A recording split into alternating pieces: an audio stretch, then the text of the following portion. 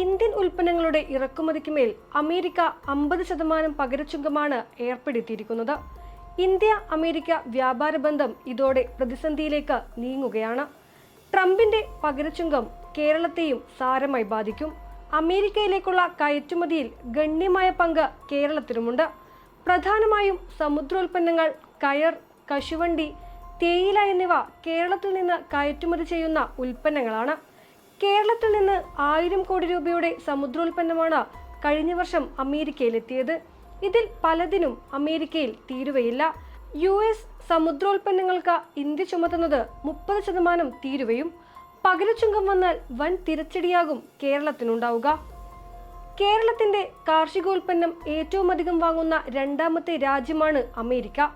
America ചുമത്തുന്ന ശരാശരി ഇറക്കുമതി ചുങ്കം 5.3%. ഇന്ത്യ തിരിച്ചു ചുമത്തുന്നത് 37.7%.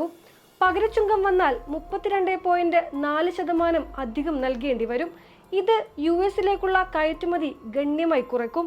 കശുവണ്ടി, പച്ചക്കറി, പഴം, അരി തുടങ്ങിയവയിലെ 500 കോടിയോളം രൂപയുടെ കയറ്റുമതി പ്രതിവർഷം നഷ്ടമാകുമെന്നാണ് വിലയിരുത്തൽ.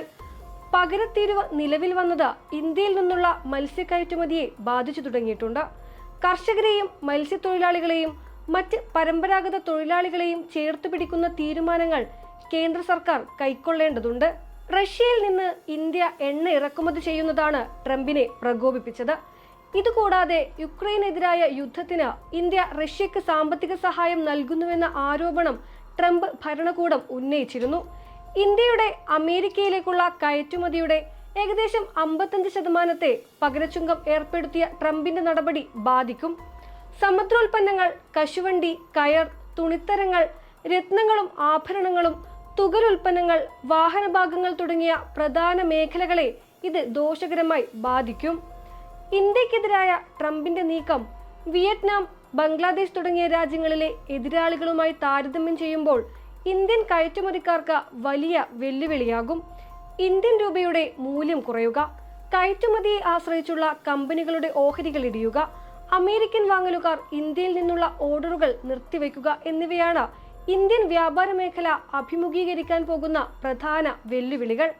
പ്രശ്നത്തിന് ഉടൻ പരിഹാരമുണ്ടായില്ലെങ്കിൽ തൊഴിലധിഷ്ഠിത മേഖലകളിൽ തൊഴിൽ നഷ്ടത്തിനും വിതരണ ശൃംഖലയിൽ തടസ്സങ്ങൾക്കും ഇത് കാരണമാകുമെന്ന് വിദഗ്ധർ മുന്നറിയിപ്പ് നൽകുന്നു. ട്രംപ് ചുമത്തിയ പകരച്ചുങ്കം അന്യായവും നീതീകരിക്കാനാകാത്തതും യുക്തിരഹിതവുമാണെന്നാണ് കേന്ദ്ര സർക്കാരിന്റെ പ്രതികരണം. 140 കോടി ജനങ്ങളുടെ ഊർജ്ജ സുരക്ഷ ഉറപ്പാക്കാൻ റഷ്യൻ എണ്ണ ഇറക്കുമതി അത്യാവശ്യമാണെന്നും ഇന്ത്യ വ്യക്തമാക്കി. അമേരിക്ക ഇന്ത്യയെ മാത്രം ഏകപക്ഷീയമായി ലക്ഷ്യമിടുകയാണെന്ന് വിദേശകാര്യ മന്ത്രാലയം കുറ്റപ്പെടുത്തി. അതേസമയം വ്യാപാര ചർച്ചകൾ സ്തംഭനാവസ്ഥയിലായതിനാൽ നയതന്ത്രപരമായ ഇടപെടലുകൾക്ക് 21 ദിവസത്തെ സമയമാണ് ലഭിച്ചിട്ടുള്ളത്. പകരച്ചുങ്കം ഇന്ത്യയുടെ GDP വളർച്ചയെ സാരമായി ബാധിക്കില്ലെന്നാണ് സാമ്പത്തിക വിദഗ്ധരുടെ വിലയിരുത്തൽ. എങ്കിലും കയറ്റുമതി മേഖലയ്ക്കും തൊഴിലവസരങ്ങൾക്കും ഉണ്ടാകുന്ന ആഘാതം വലുതായിരിക്കും. ഈ പ്രതിസന്ധി നേരിടാൻ യൂറോപ്പ്, ഏഷ്യ തുടങ്ങിയ വിവിധ വിപണികളിലേക്ക് കയറ്റുമതി വർദ്ധിപ്പിക്കാൻ കേന്ദ്ര സർക്കാരും വ്യാപാര മേഖലയും മുൻകൈയെടുക്കേണ്ടതുണ്ട്. നിലവിൽ സ്വതന്ത്ര വ്യാപാര കരാറുള്ള ബദൽ വിപണികളാണ് ഇന്ത്യ ലക്ഷ്യമിടുന്നത്. ട്രംപ് പകരച്ചുങ്കം ഏർപ്പെടുത്തിയത് താൽക്കാലികമായി ഇന്ത്യക്ക് തിരിച്ചടിയാകുമെങ്കിലും പുതിയ വിപണി കണ്ടെത്തുന്നത് വഴി വലിയ അവസരങ്ങൾ സൃഷ്ടിക്കാൻ കഴിയുമെന്ന വിലയിരുത്തലുമുണ്ട്. ഇന്ത്യയെ സംബന്ധിച്ച് അടുത്ത 3 ആഴ്ച നിർണായകമാണ്.